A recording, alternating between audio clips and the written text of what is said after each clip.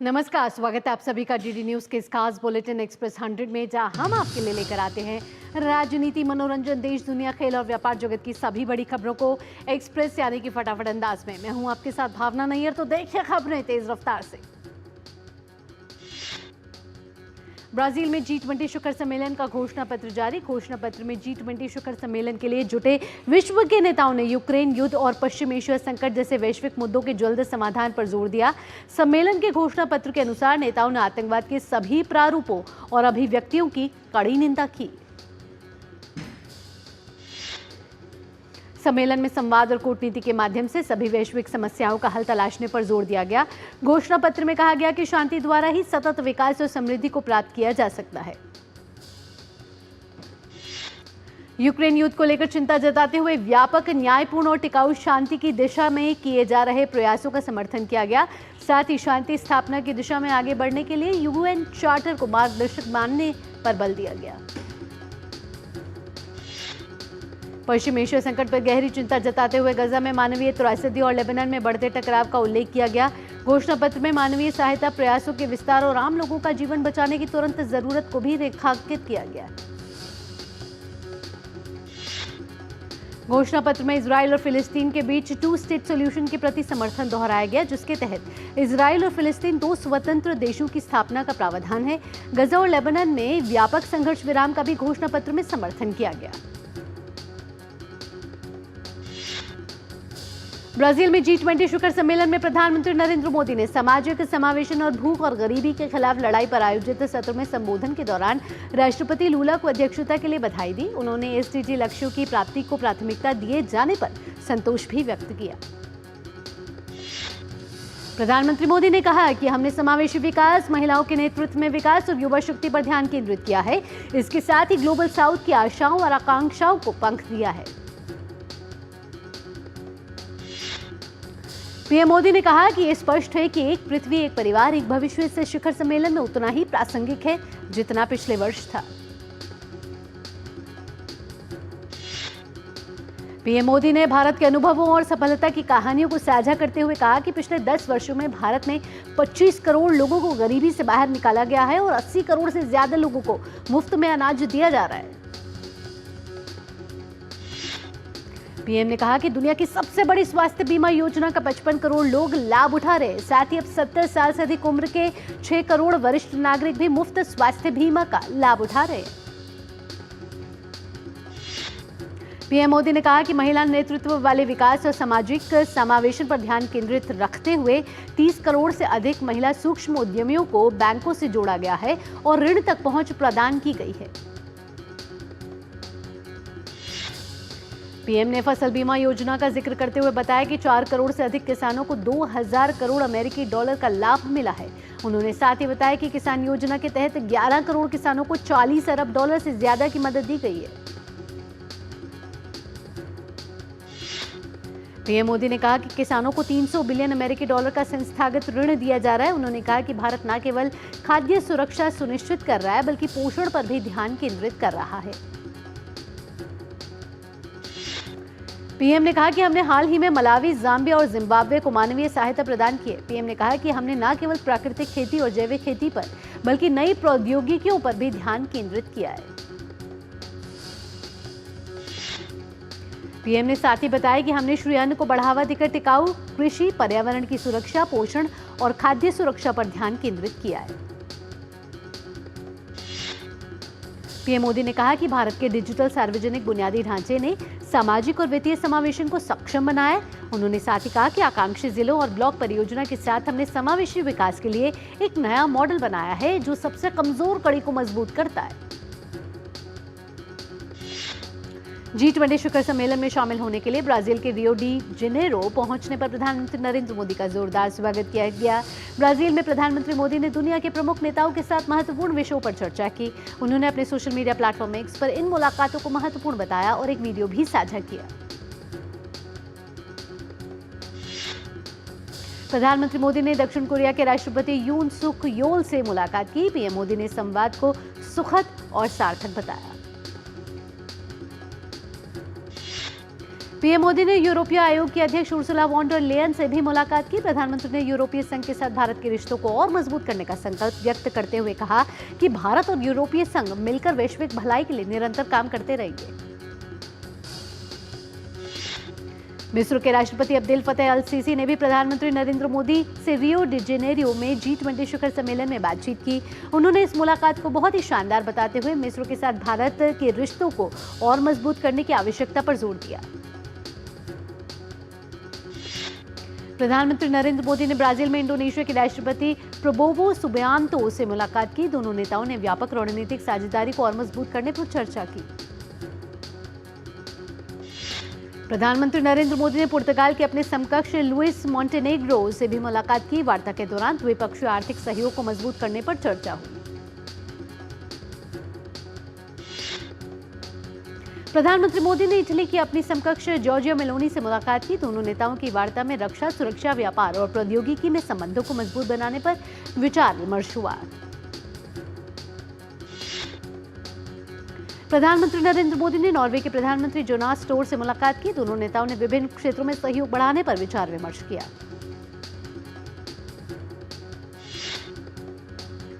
PM Modi ने France के राष्ट्रपति इमैनुअल मैक्रों से मुलाकात की। पीएम ने फ्रांस के राष्ट्रपति को इस साल की शुरुआत में पेरिस ओलंपिक और पैरालंपिक की सफल मेजबानी के लिए बधाई दी।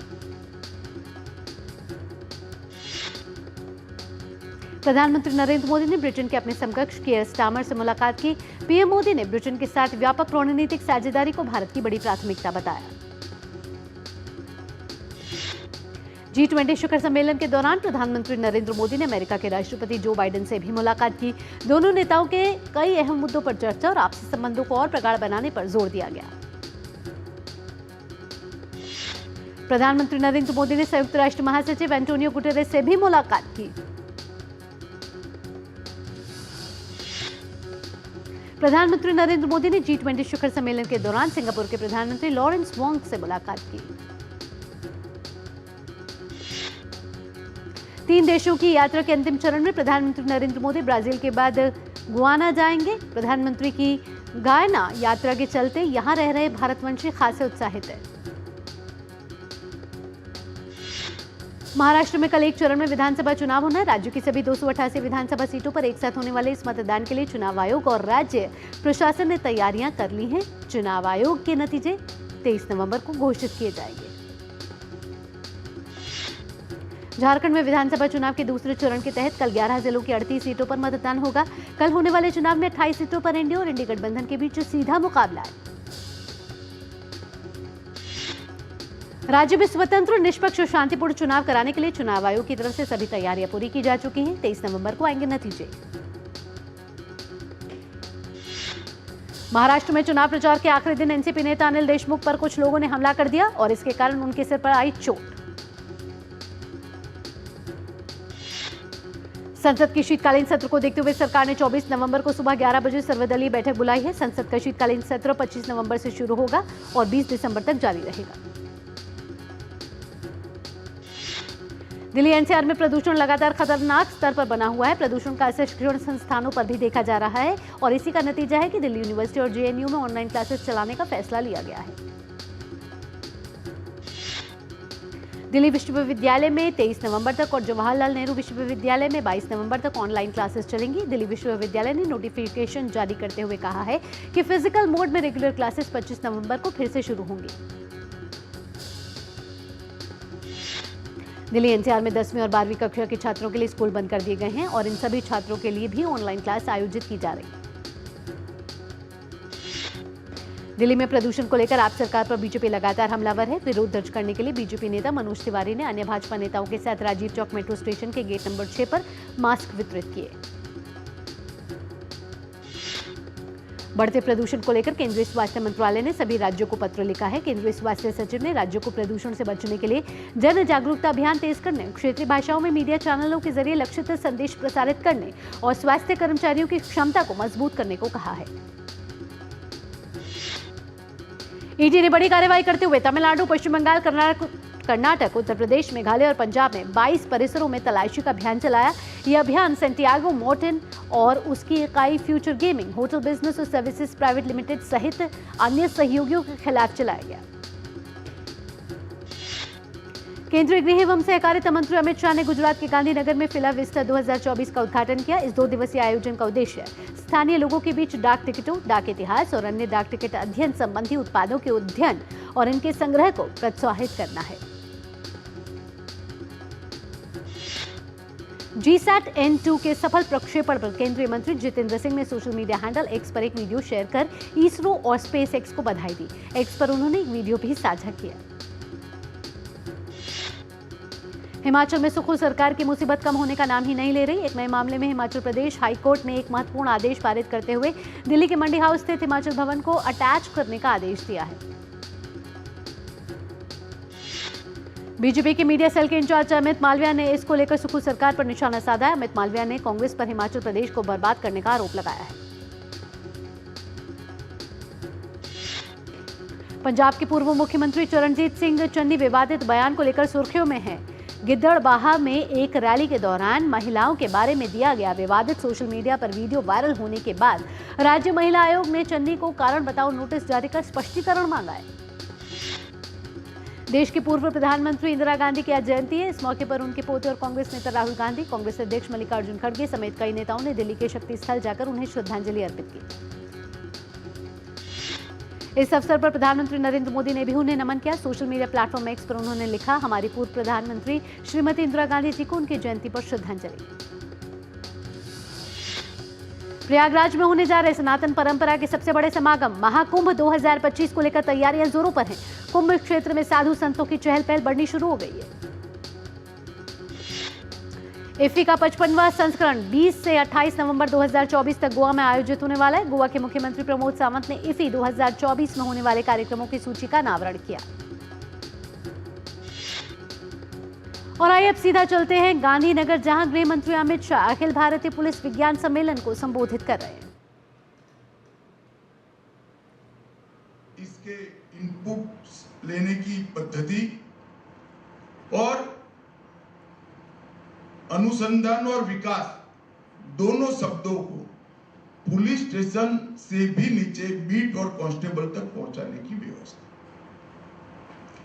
इसको समग्रता से पुनर्विचार करने का समय आ गया है। अच्छा ही है आज गृह सचिव महोदय यहाँ पर बैठे हैं। मेरा गृह सचिव महोदय से आग्रह रहेगा कि BPRND के DG, गृह सचिव महोदय और इसके सारे स्टेक होल्डर मिलकर एक मनोमंथन चिंतन पुलिस विज्ञान कांग्रेस पर ही करने की जरूरत है, जिससे अगली पुलिस विज्ञान कांग्रेस कैसी हो, किस प्रकार की हो, कैसे ज्यादा उपयोगी। कोई भी पद्धति 50 साल तक चलती है तो वो काल बाह्य हो जाता, चिरंजीव कुछ नहीं होता है। 50 साल में परिवर्तन नहीं हुआ ऐसा मेरा मानना नहीं है। मैं मानता हूं कि BPRND का काम बहुत महत्वपूर्ण है।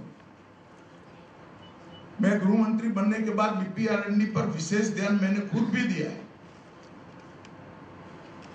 परंतु पुलिस विज्ञान कांग्रेस का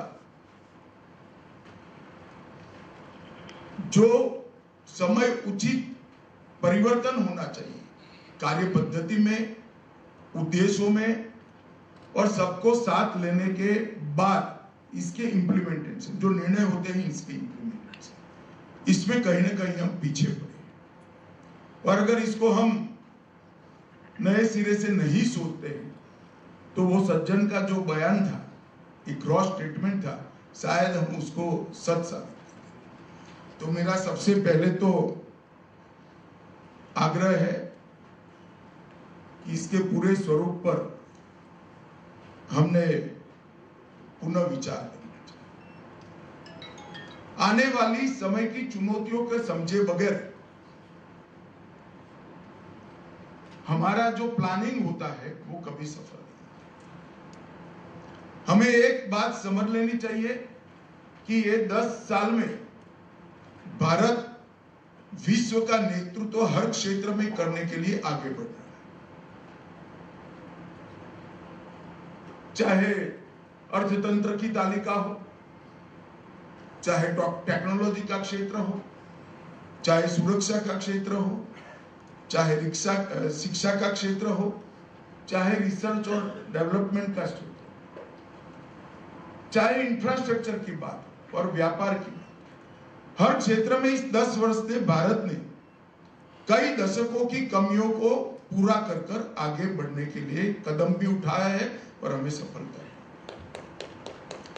और मैं मानता हूं इसके कारण हमारी चुनौतियां कम नहीं होती है, बढ़ती है। क्योंकि कोई भी व्यवस्था में जब आप आगे बढ़ते हो तो किसी न किसी का स्थान लोगे, रेजिस्टेंस जरूर है। और वो रेजिस्टेंस को आपने एनालिसिस कर हमें आगे बढ़े। कुछ आश्चर्यजनक सफलताएं हमने प्राप्त की। 11वें नंबर पर हमारा अर्थतंत्र था, हम 5वें नंबर पर ले आए। और मैं विश्वास के साथ कह सकता हूं कि 1 अप्रैल 2028 के पहले हम दुनिया का 3रे नंबर का अर्थतंत्र है।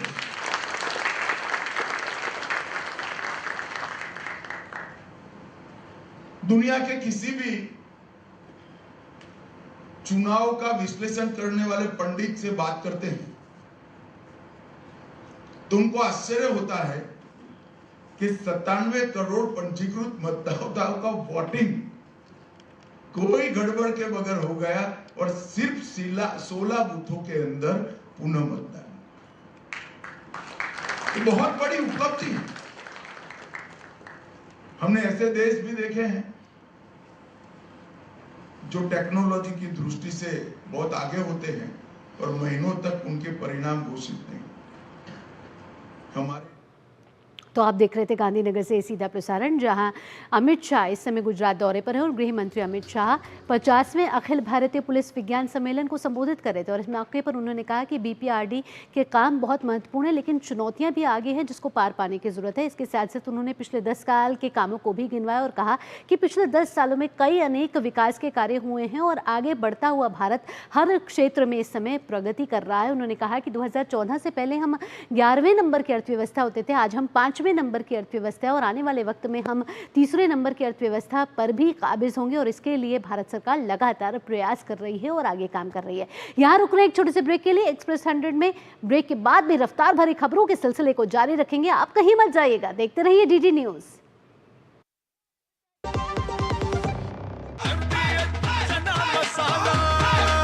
अब छोलिया हो या लोबिया, सफेद चने या काले चने, सब कुछ मजेदार बने।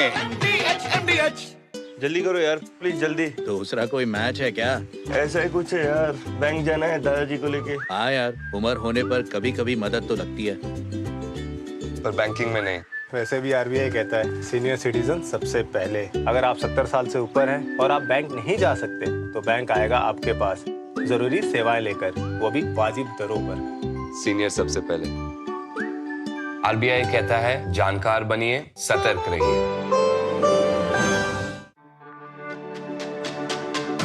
मेरी पसंद, मेरी पसंद, मेरी पसंद, मेरी पसंद, हमारी पसंद, हम सबकी पसंद।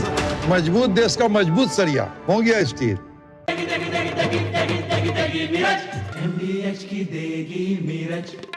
देगी मिर्च का तड़का, अंग अंग फड़का। MDH की देगी मिर्च। ब्रेक के बाद आपका स्वागत। आप देख रहे हैं एक्सप्रेस 100, रफ्तार भरी खबरों के सिलसिले को बढ़ाते हैं आगे।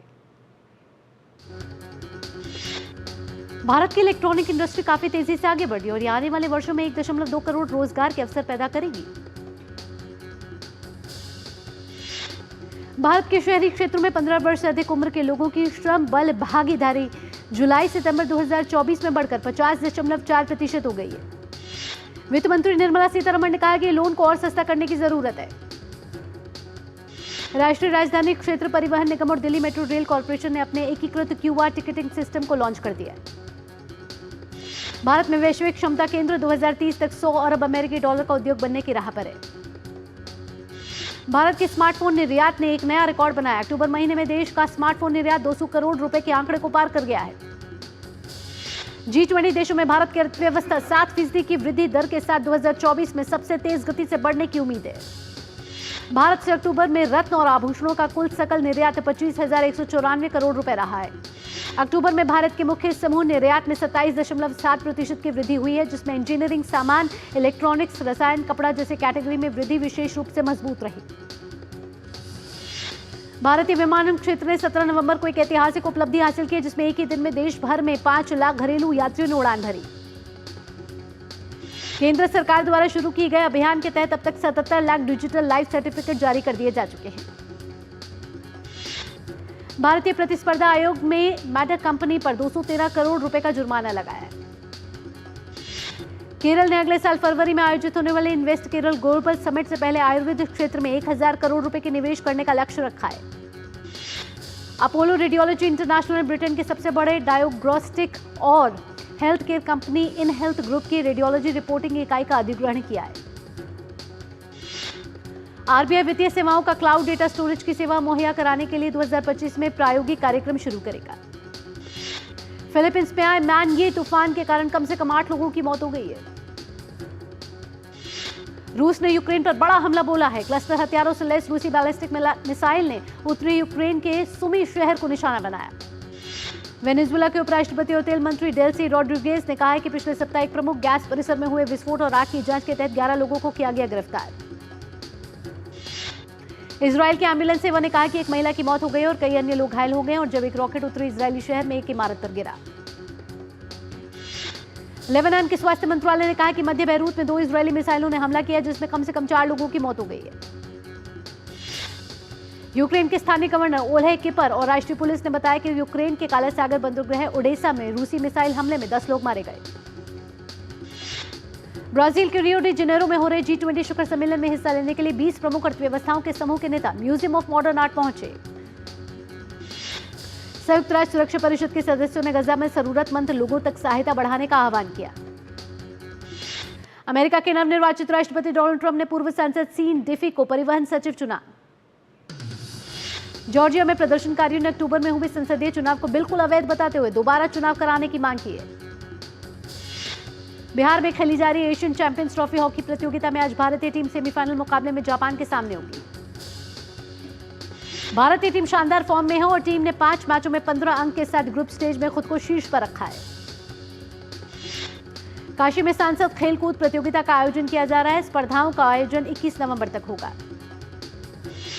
हॉकी इंडिया ने जूनियर पुरुष एशिया कप के लिए 20 सदस्यीय टीम का ऐलान कर दिया है। स्पेशल ओलंपिक भारत द्वारा आयोजित बोची और बॉलिंग प्रतियोगिता का आयोजन मंगलवार से दिल्ली में होगा। श्रीलंका और न्यूजीलैंड के बीच 3 मैच की वनडे सीरीज का तीसरा मुकाबला आज खेला जाएगा। ऑस्ट्रेलिया के सहायक कोच डैनियल विटोरी आईपीएल की बड़ी नीलामी में भाग लेने के लिए भारत के खिलाफ शुरुआती टेस्ट के बीच में ही अपना कार्यभार छोड़ देंगे।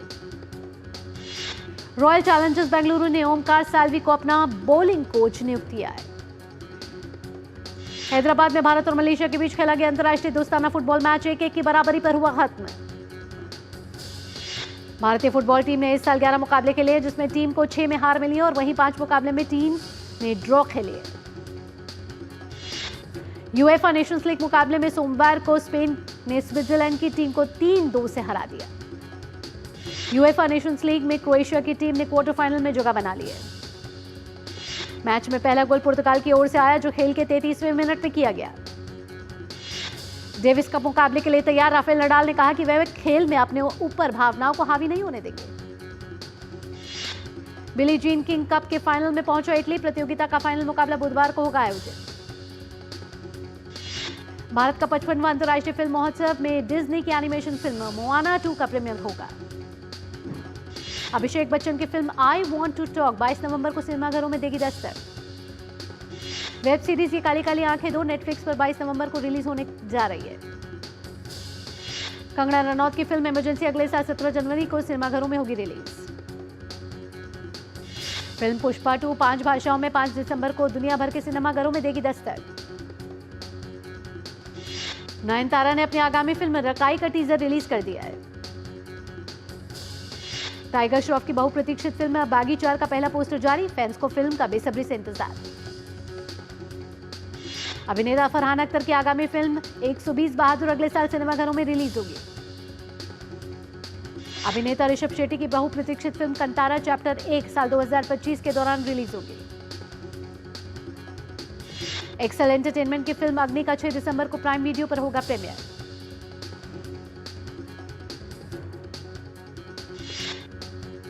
और खबरों की दुनिया से जुड़े रहने के लिए अब डीडी न्यूज की खबरें और updates YouTube, Facebook, Twitter, Instagram और हमारी वेबसाइट्स पर भी उपलब्ध हैं। आप इन्हें फॉलो और सब्सक्राइब कर सकते हैं।